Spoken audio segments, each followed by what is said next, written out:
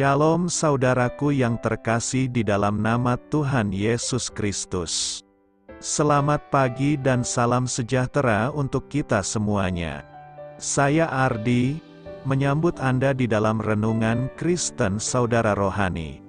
Selamat datang kembali di dalam renungan dan siraman rohani pagi hari ini. Harapan kami, semoga saudara yang terkasih dalam keadaan sehat selalu. Kiranya damai dan sukacita Roh Kudus melimpah dan tercurah di dalam hati dan pikiran saudara saat ini. Sebelum kita mulai renungan kita pada pagi ini, marilah kita bersama-sama berdoa. Selamat pagi Allah Bapa di surga, Allah yang Maha Pengasih dan Maha Baik.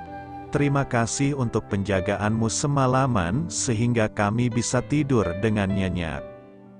Terima kasih untuk pagi hari yang indah, yang Tuhan sediakan untuk kami. Tuhan, pada hari ini, kami anak-anak-Mu akan melakukan berbagai aktivitas. Kami akan bekerja, dan menjalankan tanggung jawab kami, kiranya Kau yang mampukan. Kami serahkan seluruh rencana dan agenda hari ini ke dalam tangan Tuhan.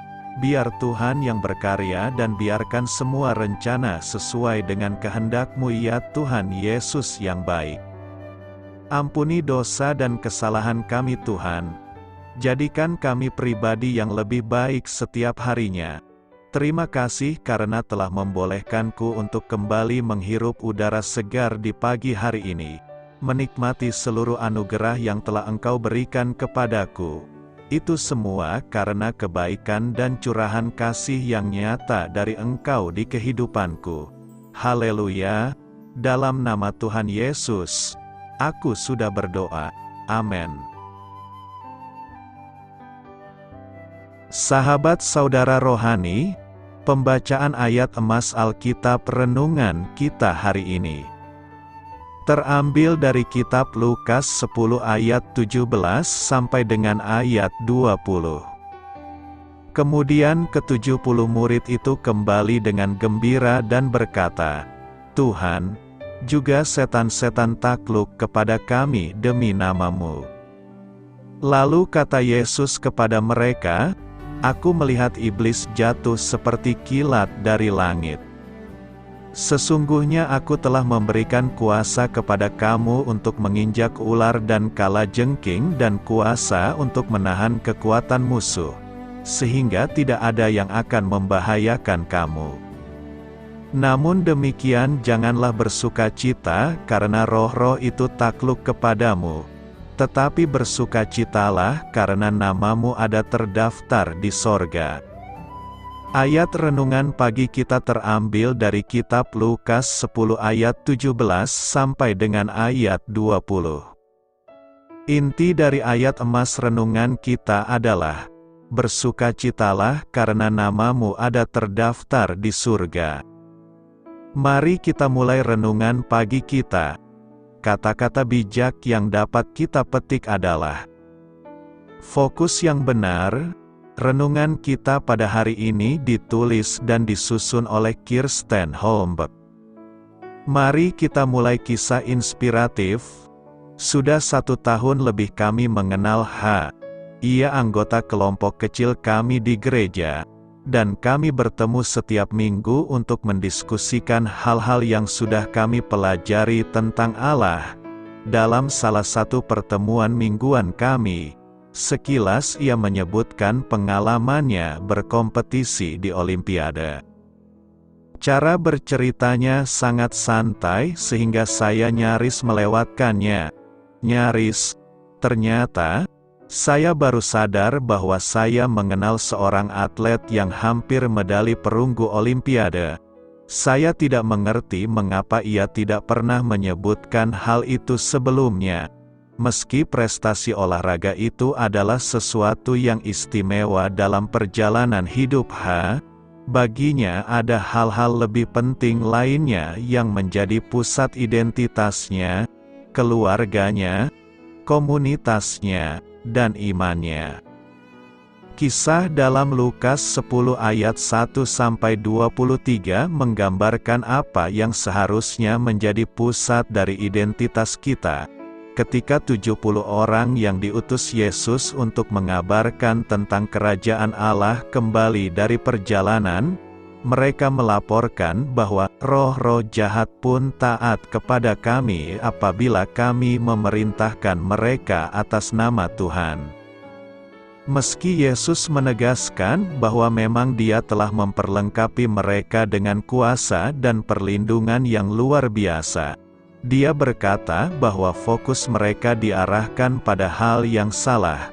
Dia menekankan bahwa mereka seharusnya bersukacita karena nama mereka ada terdaftar di surga. Apapun prestasi atau kemampuan yang telah dikaruniakan Allah kepada kita, jika kita telah mempercayakan diri kita kepada Yesus, maka alasan utama kita bersukacita adalah kenyataan bahwa nama kita terdaftar di surga, dan kita dapat menikmati penyertaan-Nya setiap hari dalam hidup kita. Marilah kita renungkan di dalam hati kita, apa yang selama ini menjadi fokus Anda? Bagaimana Anda dapat menggeser fokus itu agar lebih terarah kepada hal-hal yang kekal? Hal ini patut kamu ketahui. Di Lukas 10 ayat 20, Yesus bukan menegur murid-muridnya karena mereka berhasil mengusir setan, karena pengusiran itu memuliakan Allah. Sebaliknya, Yesus mengatakan kepada mereka untuk bersukacita karena nama mereka ada terdaftar di sorga.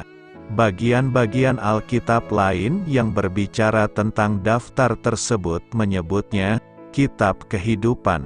Penafsir William Hendriksen menulis, mengusir setan akan berhenti jika kehidupan di dunia berakhir. Namun, hubungan yang benar dengan Allah, yang menghasilkan keselamatan kekal bagi kemuliaan-Nya, tidak akan pernah berakhir. Daniel menyatakan bahwa pada akhir zaman, akan terluput, barang siapa yang didapati namanya tertulis dalam kitab itu. Nama-nama mereka yang menang, atau tetap teguh dalam iman, tidak akan pernah dihapuskan dari kitab kehidupan. Namun, kata Rasul Yohanes, mereka yang namanya tidak tertulis dalam kitab kehidupan dari anak domba, akan menyembah binatang.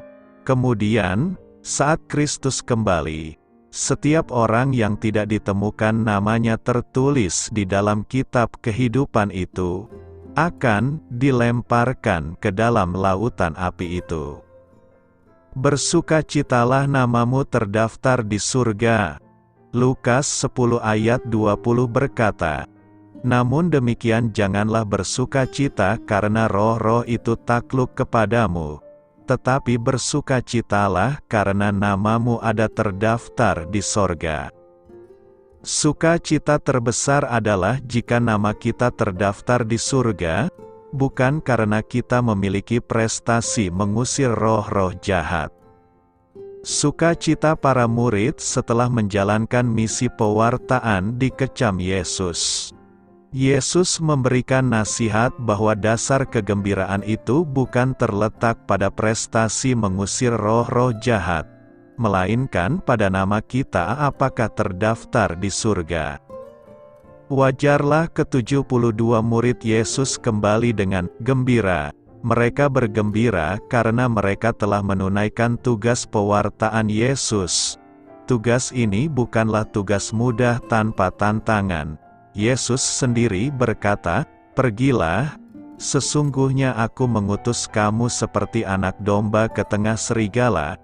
Ada juga pelbagai larangan dan nasihat yang disampaikan Yesus bagi mereka agar para murid-Nya memfokuskan diri pada karya pewartaan dan tidak jatuh dalam kepentingan diri sendiri. Kegembiraan ke-72 murid ini semakin besar karena mereka berhasil menaklukkan setan dengan nama Yesus Kristus. Yesus sendiri telah menyatakan kejatuhan iblis. Dengan demikian, cahaya kerajaan Allah akan mengalahkan dan menjatuhkan iblis dari kuasa gelapnya. Aku melihat iblis jatuh seperti kilat dari langit. Kita perlu menyadari bahwa kuasa yang ada pada murid adalah kuasa yang terberi, bukan kuasa dari diri mereka sendiri. Sebagaimana setan takluk, bukan karena kuasa dari dalam diri para murid itu sendiri, melainkan kuasa dalam nama Kristus. Yesus juga telah memberikan kuasa untuk menginjak ular dan kalajengking, serta kuasa untuk menahan kekuatan musuh. Dalam konteks Perjanjian Lama, ular dan kalajengking melambangkan segala jenis kejahatan. Ular disebut dalam Kejadian 3 ayat 1-14, Bilangan 21 ayat 6-9. Sedangkan kalajengking lambang hukuman Allah. Kedua binatang itu disatukan dalam Ulangan 8 ayat 15. Dengan kuasa pemberian Yesus ini, para murid mampu menghalau segala kekuatan jahat dan pelbagai manifestasinya. Namun, Yesus segera memberi awasan kritis kepada para murid agar tidak jatuh dalam godaan keangkuhan religius. Pusat perhatiannya bukanlah kekuatan diri mereka. Janganlah bersukacita karena roh-roh itu takluk kepadamu, melainkan karena mereka mampu bersekutu dalam kebahagiaan abadi bersama Allah di surga. Tetapi bersukacitalah karena namamu ada terdaftar di sorga.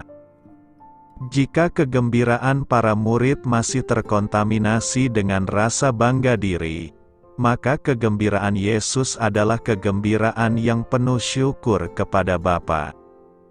Hanya hati yang selalu bersyukur kepada Allah akan terhindar dari godaan keangkuhan dan puas diri. Allah menyembunyikan misteri kerajaan Allah dari orang bijak dan orang pandai dan berkenan menyatakannya kepada orang kecil. Kita perlu memaknai ungkapan "orang bijak" dan "orang pandai" dalam konteks pembicaraan Yesus. Hal ini bukan berarti Yesus menolak orang bijak dan orang pandai secara umum, sebab pengetahuan dan kebijaksanaan tentu berasal dari Allah. Kedua ungkapan ini sebenarnya merujuk secara khusus kepada para ahli Taurat, orang Farisi dan imam-imam Yahudi yang sering dianggap sebagai orang bijak dan pandai, namun hati mereka tertutup oleh keangkuhan dan kejahatan, seperti kubur yang dilabur putih bagian luarnya, namun bagian dalamnya penuh tulang belulang. Dari nas hari ini kita dapat belajar beberapa hal, yakni: pertama, kita harus selalu mengucap syukur kepada Allah dalam banyak hal, seperti para murid. Kesuksesan dan pencapaian dalam hidup seringkali menggoda kita untuk menjadi angkuh dan mengandalkan diri sendiri. Kita lupa bahwa keberhasilan kita adalah kuasa kasih Allah yang diberikan kepada kita. Kedua, kita perlu menimba energi ilahi dari doa yang berkenyjang. Seringkali, ketika kita mengalami pencobaan dan didera duka cita, doa menjadi pilihan utama kita. Namun, ketika kita mengalami sukacita, seringkali kita lupa bersyukur. Yesus dalam kegembiraan hatinya pun masih menyampaikan ungkapan syukur kepada Allah Bapa. Ketiga, kita harus menghidupi spirit kerendahan hati, sebagai anak-anak kecil di hadapan Allah. Kerendahan hati adalah kebajikan Kristiani yang utama. Kebajikan kerendahan hati ini dekat maknanya dengan kata tanah. Orang yang rendah hati itu seperti tanah yang subur. Meski dipandang kotor dan sering diinjak-injak orang, Namun ia tetap kuat menopang kehidupan dan menumbuhkan tunas-tunas hijau yang bertumbuh ke langit. Bersukacitalah senantiasa dalam Tuhan. Gaudete in Domino semper. Sukacita yang sejati sebagai murid-murid Kristus bukanlah sukacita karena pencapaian diri yang bersifat duniawi dan sementara. Karena itu, bersukacitalah dengan rendah hati karena kita percaya bahwa nama kita telah terdaftar dalam kerajaan surga. Namamu ada di surga. Lukas 10 ayat 20 berkata, namun demikian janganlah bersukacita karena roh-roh itu takluk kepadamu, tetapi bersukacitalah karena namamu ada terdaftar di sorga. Keberhasilan pelayanan kita selama di dunia ini bukan didasarkan pada kemampuan kita mengalahkan kuasa-kuasa dunia dan roh-roh jahat. Keberhasilan pelayanan kita diukur dan ditentukan pada posisi dan keberadaan kita di surga. Apakah nama kita terdaftar di surga atau tidak? Keberhasilan pelayanan adalah jika nama kita terdaftar di surga. Apa maksudnya nama terdaftar di surga?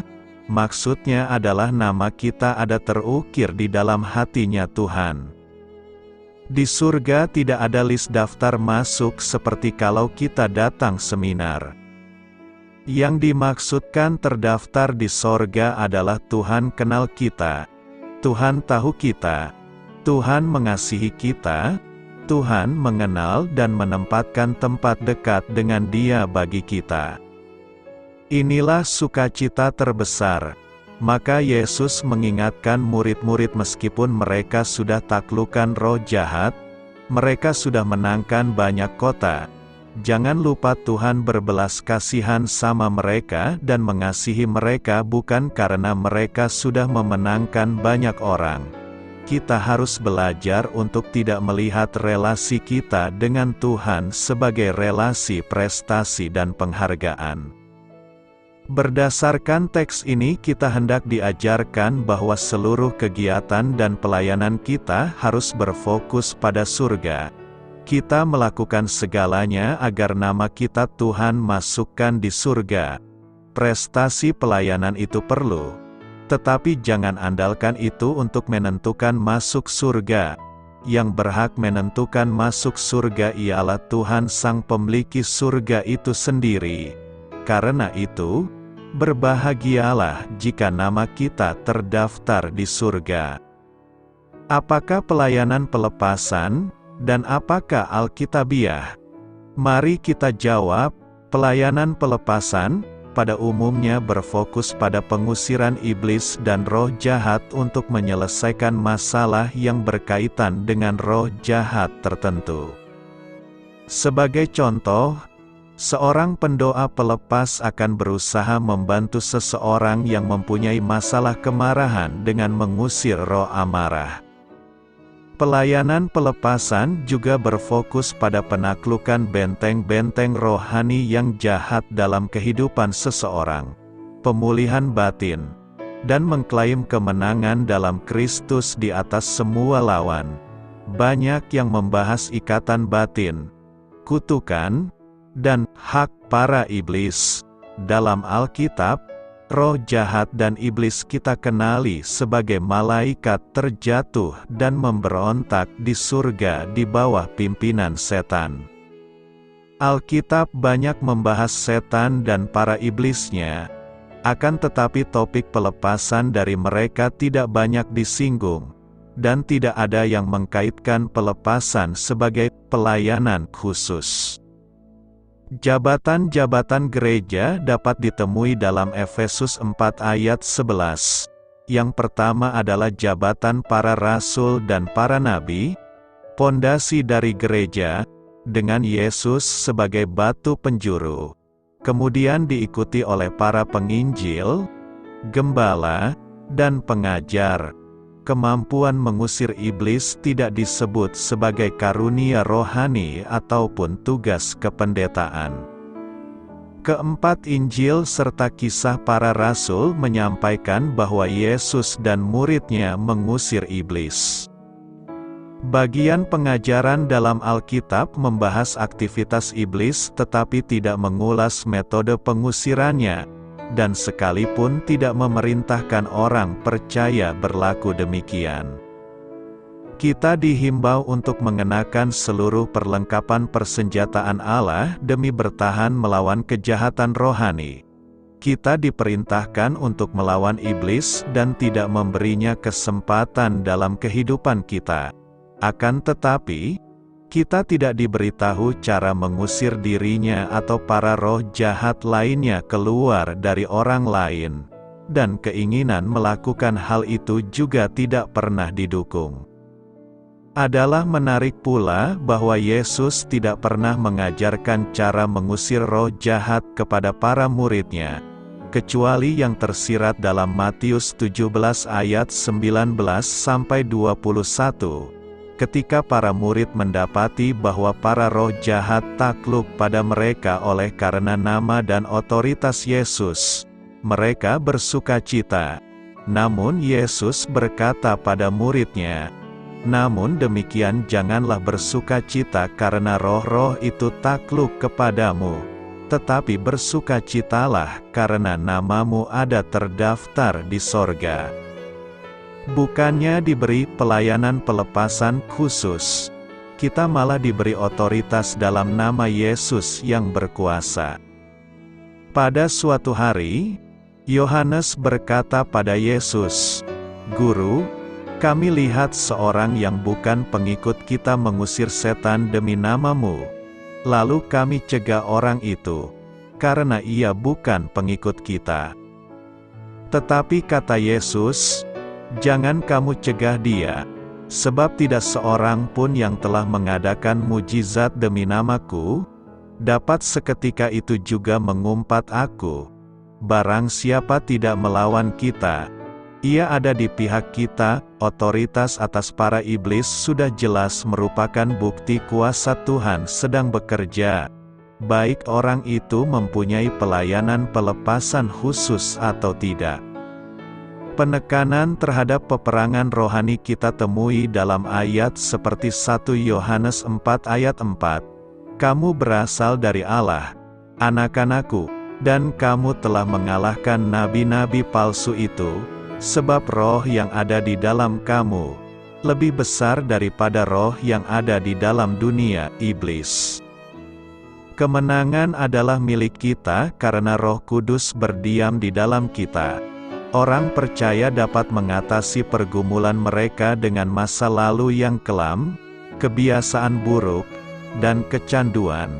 Karena semua yang lahir dari Allah mengalahkan dunia, kita memerlukan doa, nasihat yang benar, dan dukungan gereja yang baik, namun tidak dengan pelayan pelepasan. Kita disarankan supaya sadarlah dan berjaga-jagalah. Lawanmu, si iblis, berjalan keliling sama seperti singa yang mengaum-aum dan mencari orang yang dapat ditelannya. Lawanlah dia dengan iman yang teguh. Dan Allah, sumber segala kasih karunia, yang telah memanggil kamu dalam Kristus kepada kemuliaan-Nya yang kekal, akan melengkapi, meneguhkan, menguatkan dan mengokohkan kamu. Kunci kemenangan dalam kehidupan Kristen ialah dipenuhi, dikendalikan dan dimampukan oleh Roh Kudus pada setiap waktu. Allah Bapa tahu siapa saja miliknya. Semua orang yang dipimpin Roh Allah adalah anak Allah. Roh Kudus tidak akan mendiami orang yang belum lahir baru. Sehingga langkah pertama dalam memperoleh kemenangan rohani adalah beriman pada Yesus Kristus. Kemudian, bersukacitalah bahwa Yesus berada di dalam diri Anda dan Anda mempunyai kuasanya dan kemenangannya. Bertekun dalam pengajaran dan persekutuan. Kisah Para Rasul 2 ayat 42 berkata, Mereka bertekun dalam pengajaran rasul-rasul dan dalam persekutuan, dan mereka selalu berkumpul untuk memecahkan roti dan berdoa. Bertekun berarti bersungguh-sungguh, bekerja keras dan berjuang untuk mencapai tujuan. Dalam nas hari ini, Lukas menekankan bertekun dalam beberapa hal, yakni dalam pengajaran rasul-rasul, dalam persekutuan, dalam memecahkan roti, dan dalam berdoa.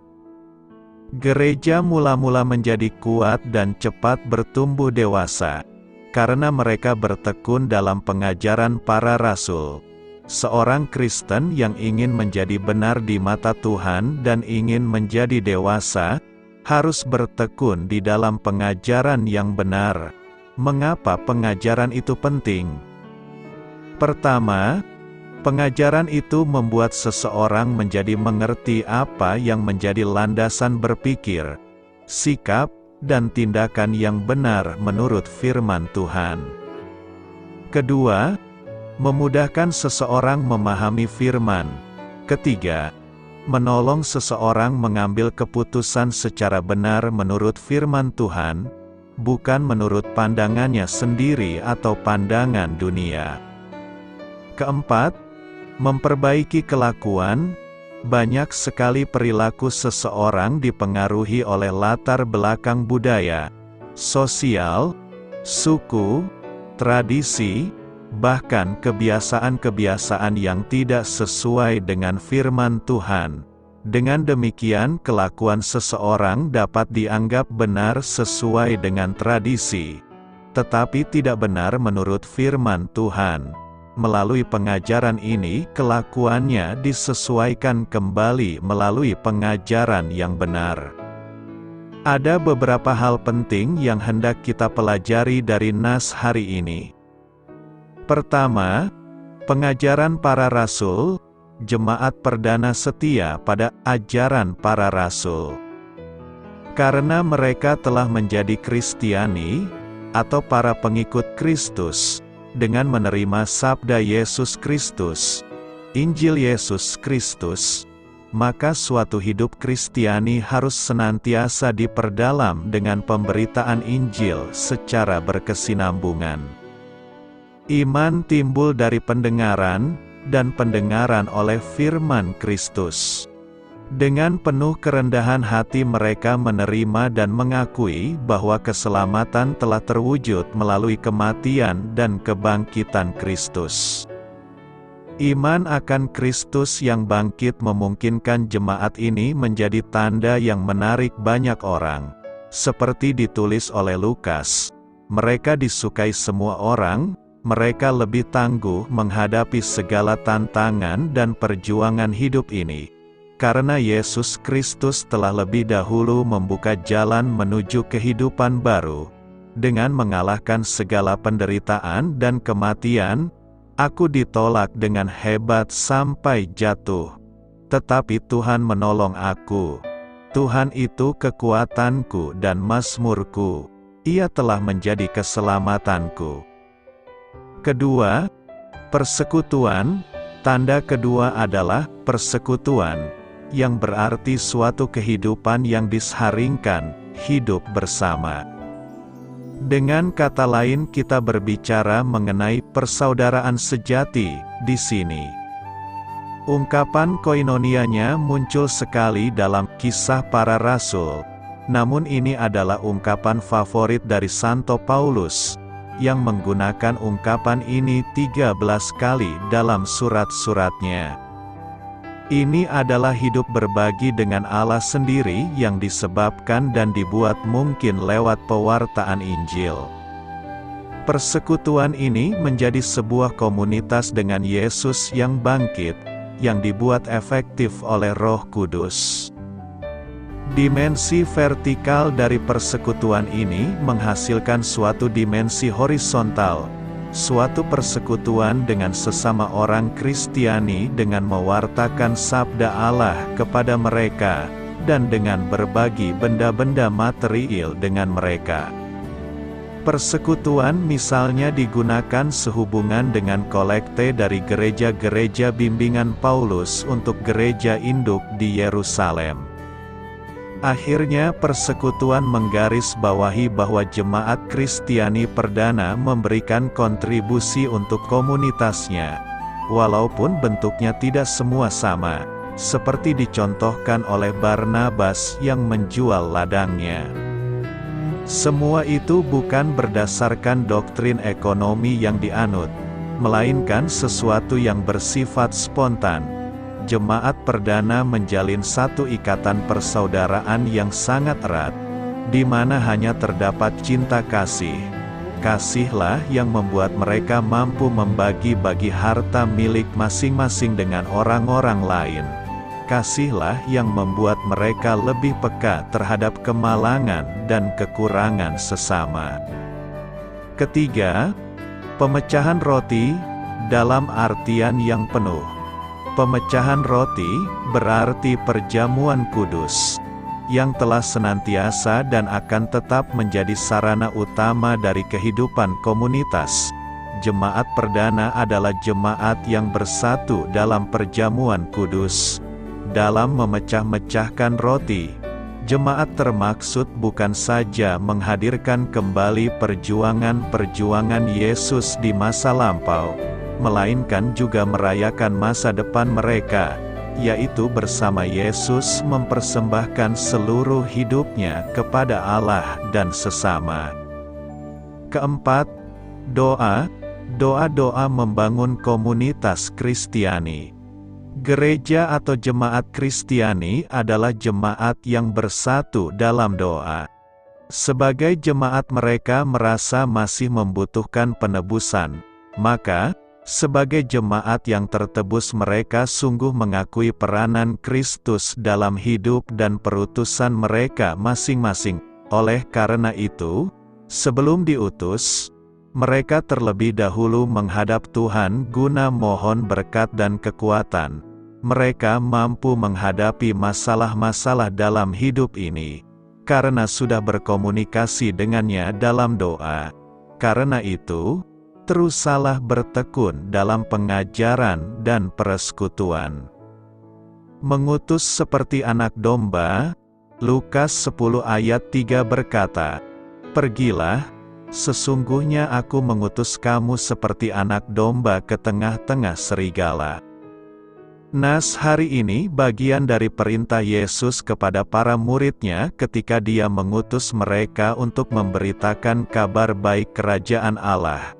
Konteks ayat ini adalah ketika Yesus memilih dan mengutus 70 muridnya untuk pergi ke kota-kota dan desa-desa sekitarnya guna memberitakan pesan Injil.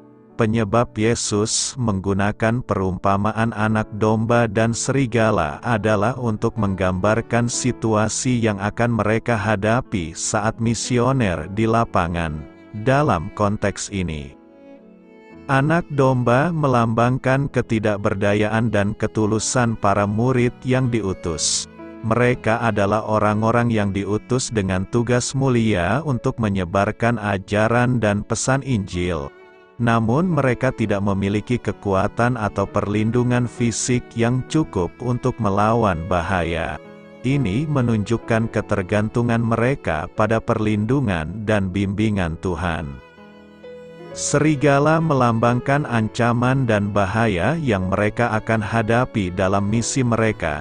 Serigala di sini bisa diartikan sebagai musuh atau orang-orang jahat yang akan mencoba menghalangi pekerjaan mereka atau bahkan membahayakan mereka secara fisik. Dengan perumpamaan ini, Yesus ingin mengingatkan para murid tentang tantangan yang akan mereka hadapi dalam melayaninya. Namun dia juga menegaskan bahwa dia akan menyertainya dan melindungi mereka. Pesan utama dari ayat ini adalah bahwa dalam melayani Tuhan, kita seringkali akan menghadapi kesulitan dan bahaya. Tetapi dengan kesetiaan kepada Tuhan dan ketergantungan kepadanya, kita akan mampu melalui semua tantangan tersebut. Apa yang hendak direnungkan dari nas hari ini? Nas hari ini mengandung beberapa pesan penting yang perlu direnungkan. Pertama, kesetiaan dan kepatuhan. Para murid yang diutus adalah contoh kesetiaan dan ketaatan terhadap panggilan Tuhan. Mereka siap untuk pergi dan melakukan pekerjaan yang diberikan kepada mereka.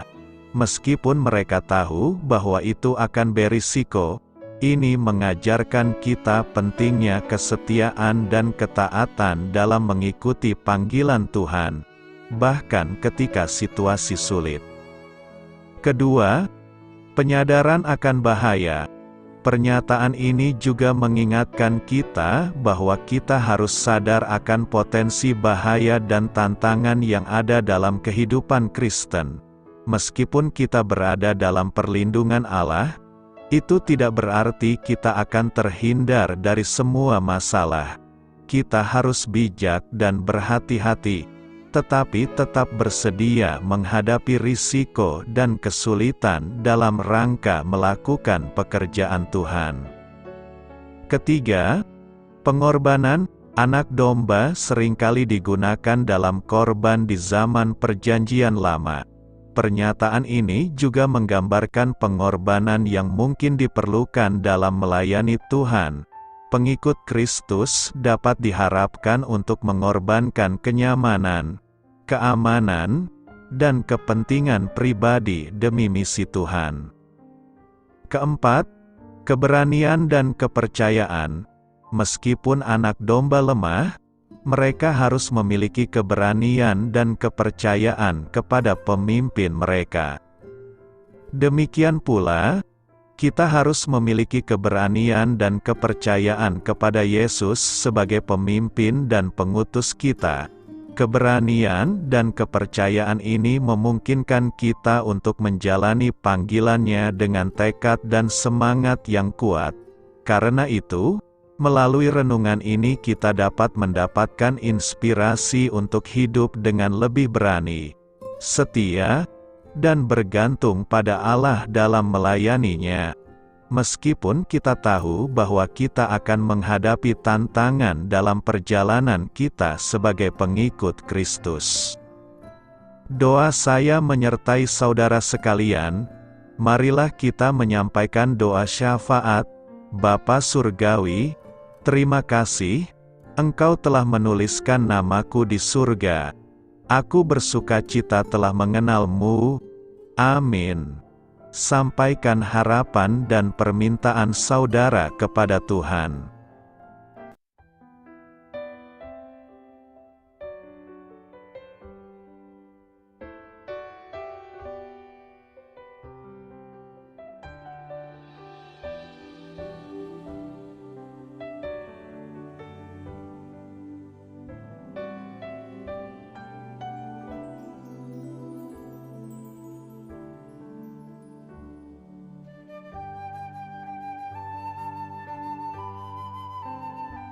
Marilah kita renungkan sahabat saudara rohani.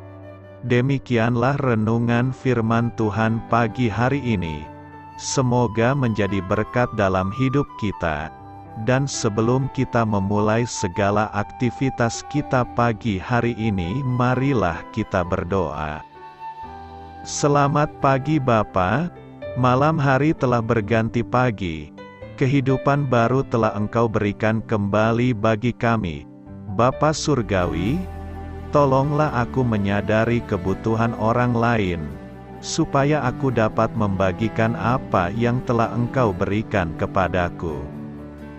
Pada saat aku membutuhkan, berilah aku keyakinan bahwa Engkau akan mencukupkanku, melalui orang-orang yang mengasihi-Mu, bukan karena kami pantas atau layak, namun karena kasih karunia-Mu kami boleh ada, sebagaimana kami ada di pagi hari ini. Terima kasih Tuhan, atas kesempatan baru yang telah Tuhan berikan kepada kami, untuk bisa memperbaiki diri agar kami bisa lebih layak di hadapan-Mu. Hari ini kami serahkan semua perkara dan kesulitan yang akan kami lalui ke dalam tangan-Mu. Biarkanlah kami bisa memuliakan-Mu dalam segala aktivitas yang akan kami lakukan. Amin. Biarlah firman Tuhan menjadi pengingat untuk kita semua, bahwa tuntunan dari Roh Kudus akan selalu memberi jalan keluar bagi setiap permasalahan hidup kita, dan memberi kedamaian di hati kita. Sampai jumpa di renungan pagi saudara rohani berikutnya. Kiranya Tuhan selalu memberkati saudara semua hari ini. Amin. Shalom.